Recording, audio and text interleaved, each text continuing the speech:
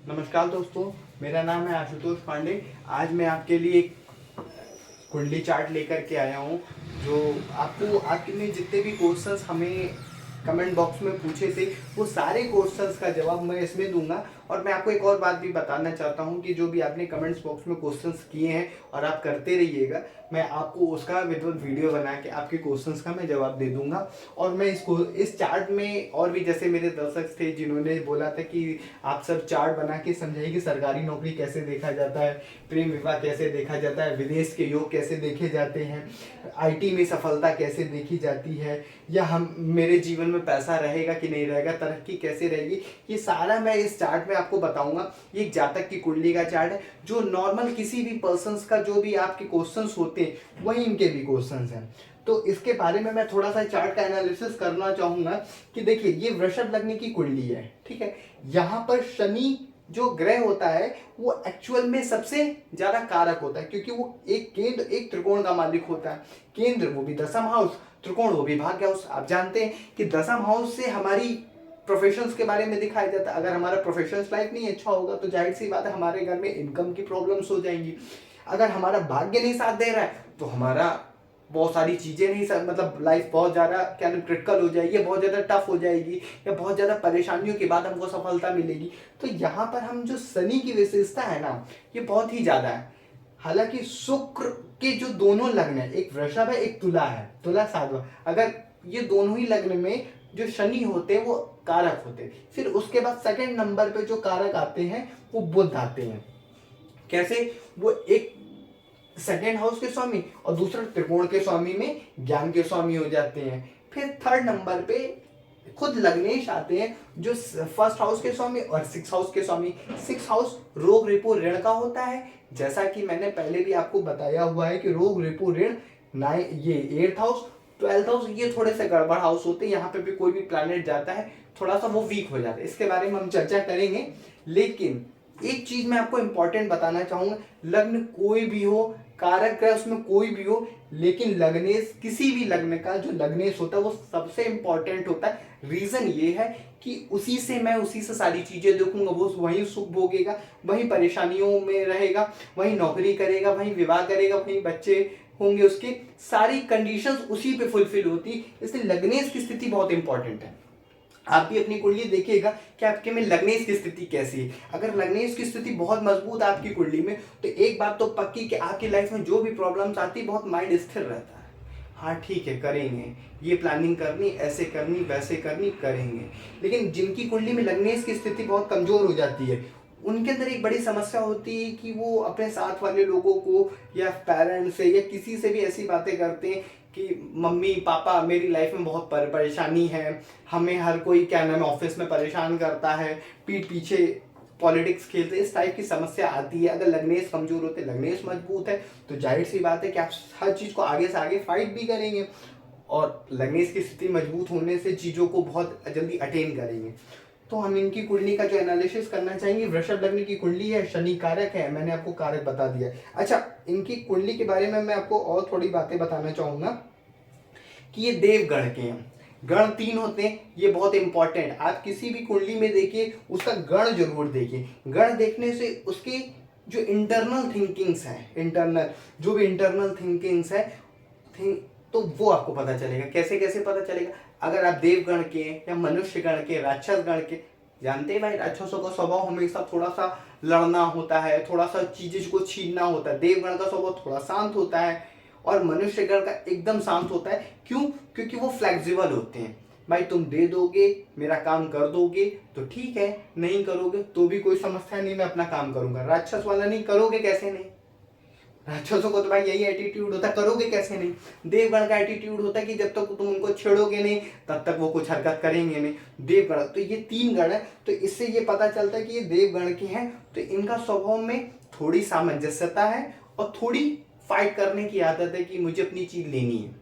सामंजस्य की ठीक है तुम नहीं दे रहे हो कोई बात नहीं, मैं, ये दोनों ही गुण है। बट डिपेंड करता है, हर चीज आप गण से नहीं पता कर सकती, उसकी प्लानिटरी सिस्टम बहुत मैटर करती है, ठीक है। फिर राशि इनकी मकर बनती है जिसके स्वामी शनि बनते हैं, ठीक है। और नक्षत्र इनका श्रवण नक्षत्र पड़ता है, ठीक है।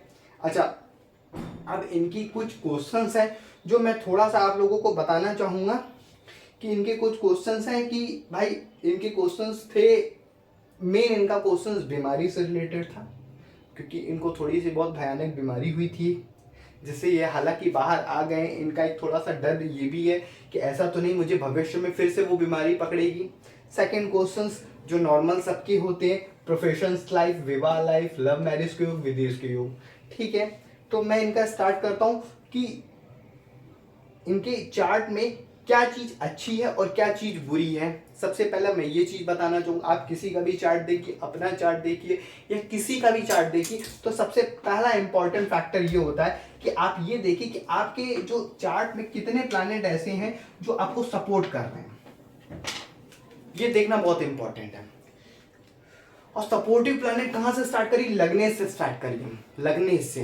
ये सपोर्ट प्लैनेट वहां से स्टार्ट करिए जो उस लग्न का सबसे कारक है। जैसे मैंने वृषभ लग्न की कुंडली में बताया कि शुक्र के लग्न में जो कारक होता है वो शनि होता है।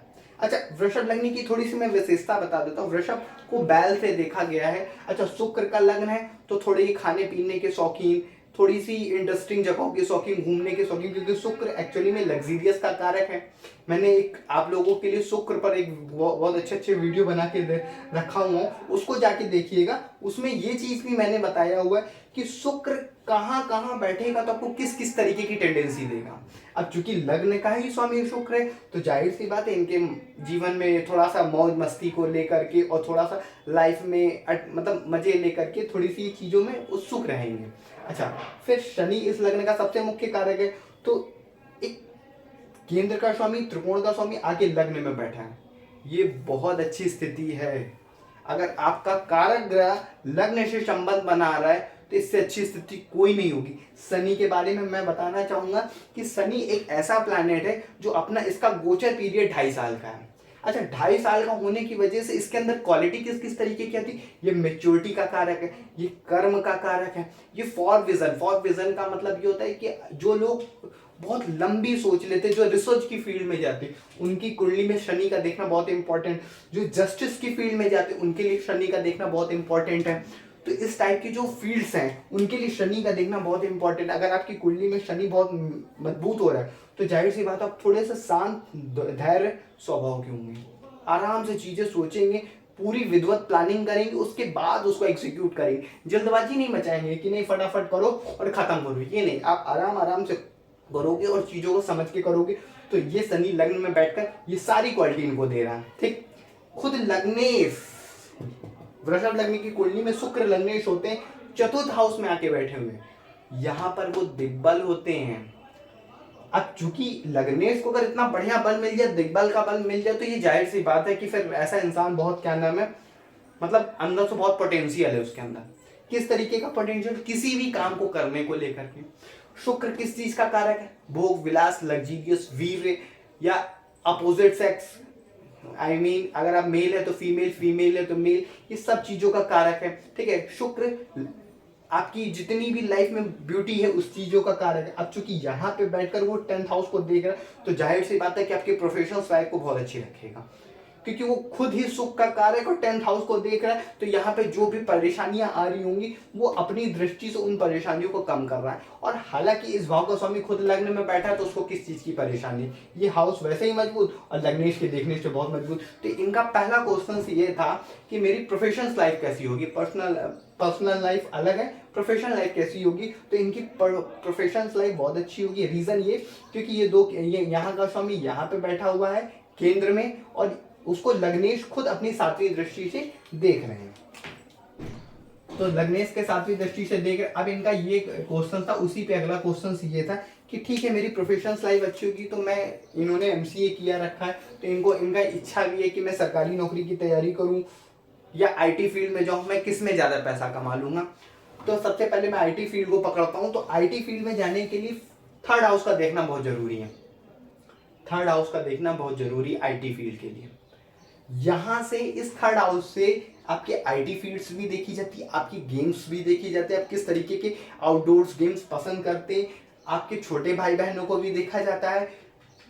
यहां से आपके पराक्रम को भी देखा जाता है, आपकी मेहनत, आपकी ऊर्जा को भी देखा जाता है। यहां से आपकी शॉर्ट जर्नी को भी देखा जाता है। अब सोचिए कि वो इस हाउस का रिजल्ट लेना चाहते हैं, तो जाहिर सी बात है कि ये हाउस मजबूत होना चाहिए। इस हाउस से इम्पॉर्टेंट प्लैनेट्स का संबंध भी बनना चाहिए, तभी ये हाउस एक्टिवेट होगा और तभी ये हाउस इनको अच्छे रिजल्ट देगा। तो इनके क्वेश्चंस ये है कि मुझे आईटी फील्ड में जाना है, तो आईटी फील्ड में जाने के लिए कैसा इनके लिए रहेगा ये जानना चाहते हो, तो हमने आपको बताया। अब जाने के लिए देखेंगे कैसे। इस हाउस का स्वामी जो है कर्क, कर्क राशि बंदी चंद्रमा यहाँ बैठा अपनी 7वीं दृष्टि से इस हाउस को देख रहा है। पहली कंडीशन कि जो हाउस का प्लैनेट अगर वो अपनी खुद की दृष्टि से अपने घर को देखता है तो उस घर की वृद्धि करता है। ये पहला पॉइंट याद रखिएगा कि जो भी घर का प्लान किसी भी हाउस का अगर वो अपने घर को देखेगा तो पहले तो यहां से यह हाउस मजबूत हो गया। First condition. सेकंड कंडीशन में यहाँ पे 3 प्लैनेट आए हुए, शुक्र, मंगल और बुध। मैं सबसे पहले यहाँ पे बुध की चर्चा करना चाहूंगा क्योंकि बुध इस लग्न का कारक है और वो 2nd हाउस और 5th हाउस का स्वामी है। 5th हाउस आपके किस हाउस क्या क्या देखा जाता है, जैसा कि पहले भी पता है, ज्ञान भी देखा जाता है, प्रेम भी देखा जाता है, यहाँ से पिछले जन्म की भी चीजें देखी जाती हैं, यहाँ से आपके बच्चों के बारे में भी देखा जा सकता है। तो ये हाउस का स्वामी अगर यहाँ पे आके बैठ रहा है, मतलब आपकी ज्ञान का स्वामी यहाँ पे आके बैठ रहा है, तो जाहिर सी बात है कि आपका ज्ञान का संबंध 3rd हाउस से जुड़ा हुआ है। 3rd हाउस से देखा क्या जाता है, आईटी देखी जाती है, तभी इन्होंने एमसीए किया। ये तो एक बात क्लियर हो गई। अब इनको ये है कि मुझे आईटी से कितनी सफलता मिलेगी या आईटी में मैं कितना दूर तक जाऊंगा। आईटी में ये इनका कहना है कि मेरी कोडिंग बहुत अच्छी है और कोडिंग के लिए आपका माइंड बहुत फॉर विजन होना चाहिए, बहुत रिसर्चर टाइप का माइंड होना चाहिए, क्योंकि जैसे कोडिंग जहां तक कि मैं भी जानता हूँ कि कोडिंग के लिए आपको आपकी सॉफ्टवेयर इंडस्ट्री है और उसमें आपको कोडिंग करना होता है, कुछ ऐसी चीजें बनानी होती है जो मार्केट में नहीं बनी है, या बिजनेसमैन कुछ ऐसे चीजें बोलते हैं जो आपको अपने सॉफ्टवेयर में इंक्लूड करना होता है, तो आपकी दूरदर्शिता देखी जाती है। अब चूंकि ज्ञान अच्छा होना चाहिए, ठीक है। पहली कंडीशन ये बनी कि बुध यहाँ पे आके बैठे हैं। ज्ञान की दूसरी कंडीशन देख ले। दूसरा ज्ञान का कारक होता है गुरु। गुरु जो लग्न में होते हैं वो दिग्बल होते हैं, पहली चीज। अब यहाँ पे बैठा गुरु कितनी तरीके से इनको परेशानी और कितनी तरीके से फायदा पहुंचाएगा, तो मैं पहले फायदे की बात करूंगा कि फायदा कितनी तरीके से पहुंचाएगा और उसके बेस पे मैं बताऊंगा कि ये आईटी में कैसे सपोर्ट करेगा। गुरु लग्न में बैठ करके इनके ज्ञान की वृद्धि कर रहे हैं, हालांकि वो इस लग्न में कारक नहीं, अष्टमेश और 11th हाउस के स्वामी है, जो छठे से छठा है। छठा आपका रिपु घर होता है, तो वो छठे से छठा, 1 2 3 4 5 6, छठे से छठा ये प्रबल मारक बनता है। लग्न में जाकर ये भयानक बीमारियां देगा, लेकिन गुरु का जो नैसर्गिक प्रभाव है वो ज्ञान की वृद्धि करना, लग्न में बैठ करके वो मतलब एक एक्सट्रीम लेवल पे ज्ञान देगा। और चूंकि शनि के साथ बैठा है, शनि यहाँ पे कारक प्लैनेट है, तो अब ये चूंकि गुरु ऐसा चीजों में बाध्य हो गया कि अब इस लग्न के लिए उसको कुछ करना पड़ेगा। क्यों करना पड़ेगा? क्योंकि वो शनि जैसे प्लैनेट के साथ बैठा हुआ है और शनि जैसा प्लैनेट इस लग्न में कारक है। आपका कोई भी वो जैसे आपके पेरेंट्स हैं, सपोज करिए आपके पेरेंट्स हैं, कहीं भी जाएंगे तो उनको आपकी चिंता जरूर रहेगी कि भाई उसके लिए मैं क्या कर दूं या वहां से क्या ले आऊं, जहां भी गए हैं जो उसको सपोर्ट करे। तो बस वैसे ही यहाँ पे शनि के साथ गुरु बैठे हुए हैं, तो अब ये गुरु जो है ये सिर्फ यहाँ बर्बादी नहीं करेंगे। क्यों? क्योंकि अगर यहाँ पे गुरु अकेले बैठे होते तो सिर्फ बर्बादी करते, क्योंकि इस हाउस में वो अकेले हो जाते, लेकिन चूंकि शनि के साथ बैठे हुए हैं तो यहाँ पे वो केवल बर्बादी नहीं करेंगे, बनाने का काम करेंगे। क्योंकि जितने भी आपके जो क्रूर प्लैनेट है या पापी प्लैनेट, उनके बारे में कहा जाता है कि पापी मारे तो कौन तारे, पापी मारे तो कुछ ऐसा है, पापी तारे तो कौन तारे, ऐसा कुछ है, मुझे एग्जैक्टली याद नहीं आ रहा। तो अब शनि के साथ बैठे हुए गुरु, अब गुरु की 5वीं दृष्टि आपके 5म हाउस पे, 7वीं दृष्टि आपके 7म हाउस पे और 9वीं दृष्टि आपके 9वें हाउस पे आ रही है। 9वां हाउस आपके भाग्य का है। चंद्रमा को देखने की वजह से पहली बात वो लग्न में बैठ करके आपके व्यक्तित्व में ज्ञान भर रहा है, और चंद्रमा को देख करके, चंद्रमा आपके मन का कारक है, आपकी बुद्धि में भी मतलब मन में भी ज्ञान डालना है कि हाँ भाई पढ़ना है।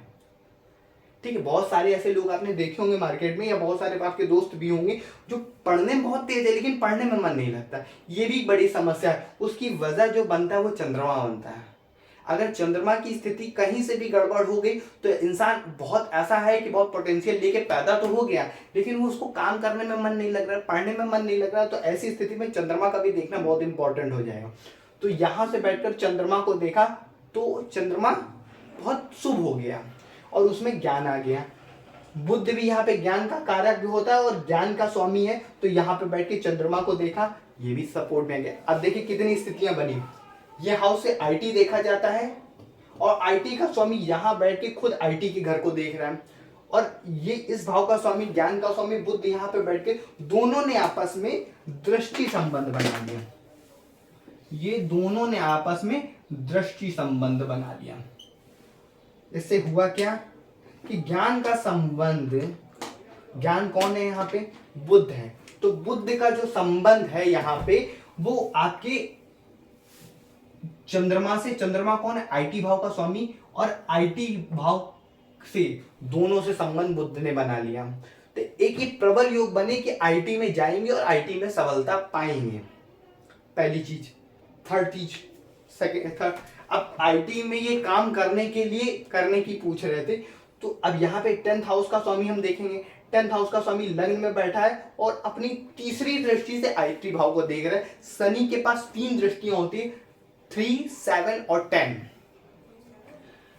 तीसरी दृष्टि से आपकी आईटी भाव को देख रहा है, 7वीं दृष्टि से आपके विवाह हाउस को देख रहा है, 10वीं दृष्टि से अपने ही घर को देख रहा है। 11th मतलब 10th हाउस है जहां पे 11 नंबर है, कुंभ राशि है, तो अपने ही घर को देख रहा है। तो हमने अभी पहले आपको बताया था कि जो भी प्लैनेट अपने ही घर को देखेगा तो वो प्लैनेट अपने घर की वृद्धि करेगा। ठीक है, तो अब क्या है कि वो अपना प्रोफेशनल लाइफ अच्छी रखेंगे और आईटी को देखने की वजह से वो आईटी में जाएंगे। अब इनकी इच्छा है कि क्या मैं सरकारी नौकरी की तैयारी कर लूं? हाँ, कर सकते हैं सरकारी नौकरी की तैयारी, ऐसी कोई समस्या की बात नहीं है। लेकिन इनका ये क्वेश्चन था कि मैं किस में जाऊं ज्यादा प्रॉफिट होगा। तो अगर मैं इनकी कुंडली जितना भी देख पा रहा हूँ, ये आईटी में जाए तो ज्यादा प्रॉफिट रहेगा। लेकिन हालांकि इनकी अगर इन्होंने पूछा सरकारी नौकरी के लिए, तो मैं सरकारी नौकरी के लिए भी इनको बता देता हूँ। देखिए, सूर्य सरकारी नौकरी का कारक है, और मैंने आपको बता देता हूँ कि मैंने सरकारी नौकरी पे विधिवत वीडियो बनाया हुआ कि 12 हाउस में जहां जहां सूर्य बैठेंगे वहां पे सरकारी नौकरी के कैसे योग बनेंगे। आज मैं आपकी इस जातक की कुंडली में सूर्य 3rd हाउस में बैठे हुए हैं और कैसा योग बनाएंगे वो मैं बता देता हूं आपको। देखिए, सूर्य जो होते हैं यहां पे दिग्बल होते हैं 10th हाउस में। 10th हाउस से नौकरी देखी जाती है, और नौकरी किस तरीके की करनी है? सरकार की करनी है। और सरकार को कौन रिप्रेजेंट करता है? सूर्य। सूर्य कहां पे आके बैठे हैं? यहां पर। यहां पे वो दिग्बल होते हैं और अपने दिग्बल हाउस से 6वें 8वें का संबंध बनाए हुए 1 2 3 4 5 6। ठीक है, यहां से ऐसे जाएंगे 8वें, तो 6वें 8वें का संबंध, ये थोड़ी सी कमजोर स्थिति है।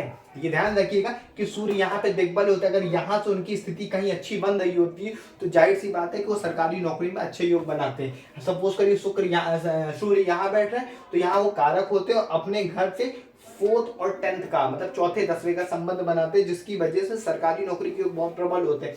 सूर्य भाग्य के भी कारक होते हैं। अब चूंकि कर्म का हाउस, कर्म में जहां वो दिग्बल होता है, अगर वो भाग्य में बैठेगा तो भी बहुत अच्छे योग बनाता है। लेकिन अभी मैं बात कर रहा हूँ इस जातक की कुंडली की, तो सूर्य यहाँ पे बैठे हुए हैं तो वो 6वें 8वें का संबंध बना रहे। पहली कंडीशन जो मैंने बताया कि थोड़ी सी कंडीशन वीक बनी। ठीक है, सेकेंड कंडीशन कि हाँ भाई, अगर इनको सरकारी नौकरी में जाने के लिए मन करेगा, पढ़ाई में ये पढ़ेंगे, कैसा पढ़ेंगे? तो उसके लिए सबसे पहले मैं ज्ञान हाउस को देखूंगा। ज्ञान का स्वामी बुद्ध बनता है, वो यहां बैठा हुआ है। बुद्ध का संबंध सूर्य से है, ज्ञान का संबंध सूर्य से है, और सूर्य का संबंध चंद्रमा से है।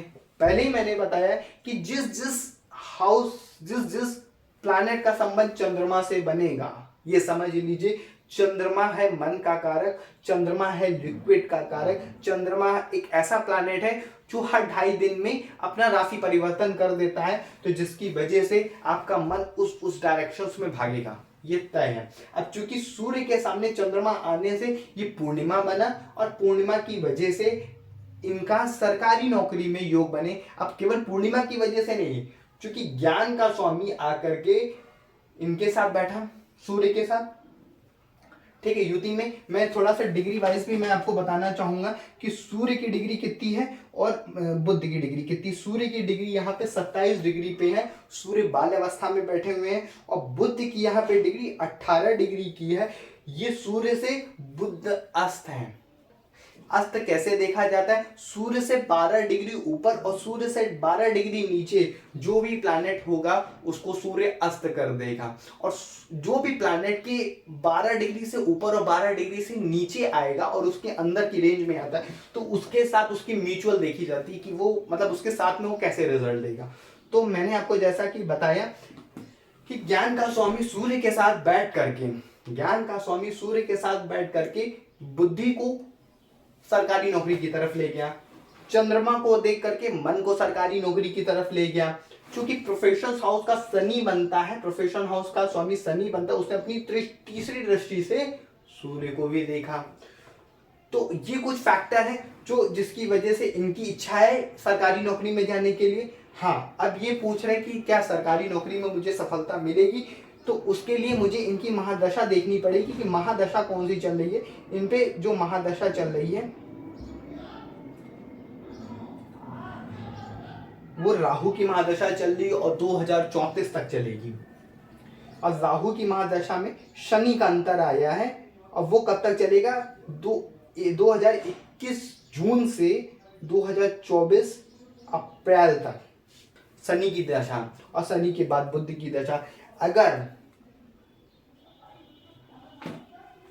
सरकारी नौकरी पाने के लिए सबसे पहले एक पॉइंट आप बहुत अच्छी ध्यान रखिएगा कि आपकी सूर्य की स्थिति अच्छी होनी चाहिए और महादशा अच्छी होनी चाहिए, तो बहुत प्रबल योग बनते। अब इनके में चूंकि राहु की महादशा चली, और राहु एक ऐसा प्लैनेट है जो आपके मन को भटकाता है, गलत डायरेक्शंस में ले जाता है।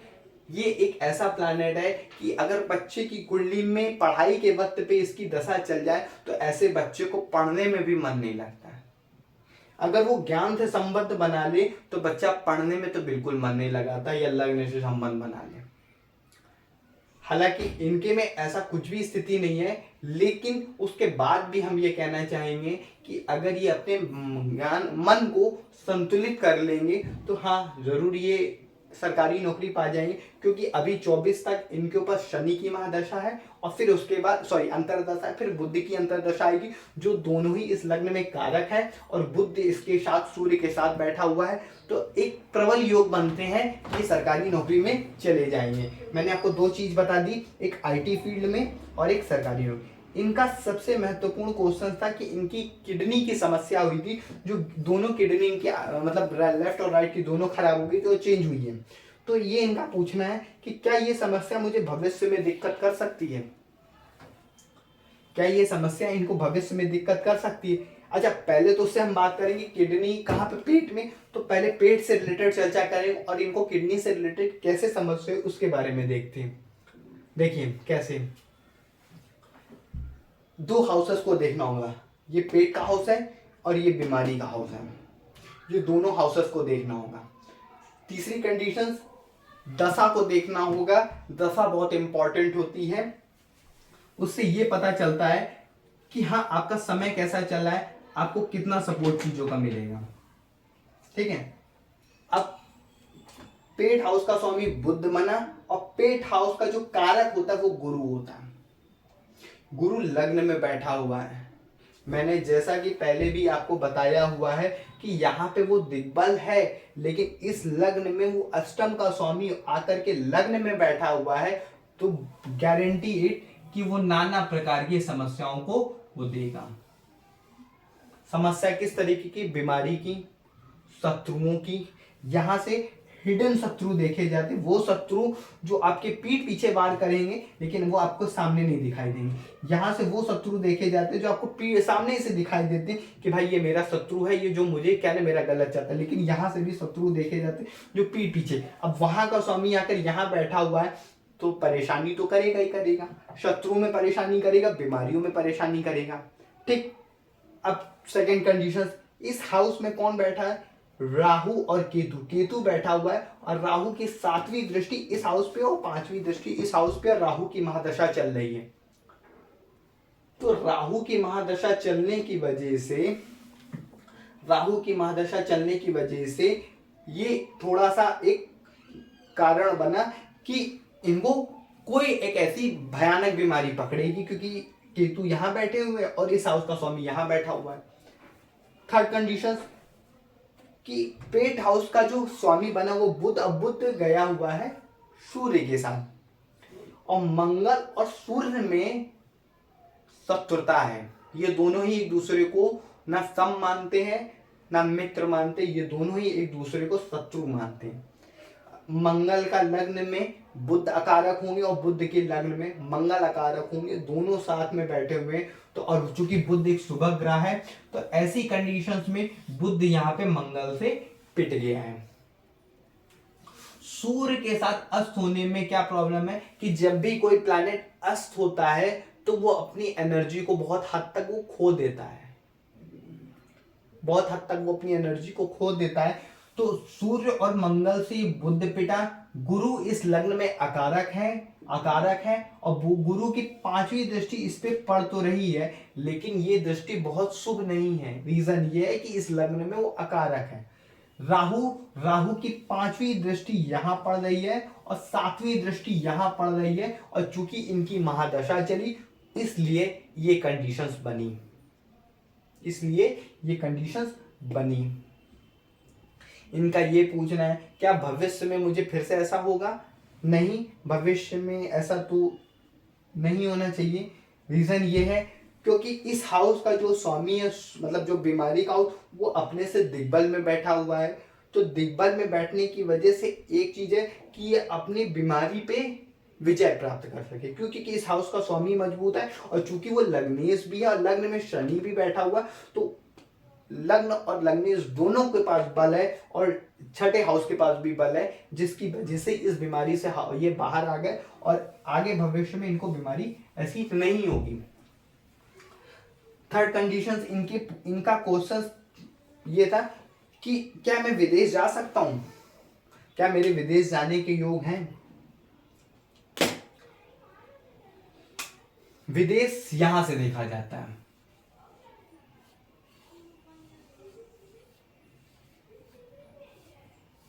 विदेश यहां से देखा जाता है, स्वदेश यहां से देखा जाता है। ठीक है, अब देखिए कैसे देखा जाता है। विदेश हाउस का स्वामी यहाँ पे मेष राशि बनी, विदेश हाउस का स्वामी मंगल यहाँ पे आके बैठा हुआ है।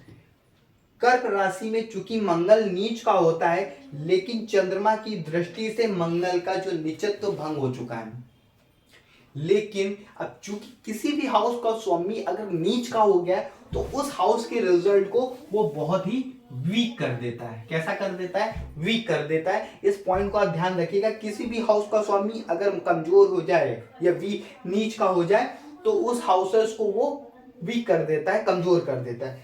एक ये वीक पॉइंट है विदेश के लिए। ठीक है, अब चूंकि स्वदेश का स्वामी अपने से 12वें आके बैठा हुआ है, ठीक है, उस पे शनि की 3री दृष्टि पड़ने की वजह से वो भी कमजोर हुआ है। ठीक है, अब चूंकि लग्नेश क्या है कि अपने से चौथे आके बैठा हुआ है, क्या है कि विदेश और लग्नेश दोनों का कहीं से भी संबंध नहीं बन रहा है, चूंकि विदेश का स्वामी ऑलरेडी नीच का है और लग्नेश खुद ही स्वदेश के हाउस में बैठे हुए, वो खुद भी बाहर जाने की इच्छा नहीं रखते। कहने का मतलब ऐसा लग्नेश दर्शा नहीं रहा, लेकिन इनके क्वेश्चन से क्या मैं विदेश जा सकता हूँ, तो मैं इनको बताना चाहूंगा कि ऐसी इनके में कोई बहुत अच्छी स्थिति नहीं बन रही है कि ये विदेश जा सके। मैं इनको पर्सनल एडवाइस भी करना चाहूंगा कि ये विदेश की ना सोचे, क्योंकि यहाँ पे स्वदेश में रह के ये कमाए, इनके अच्छी सफलता है।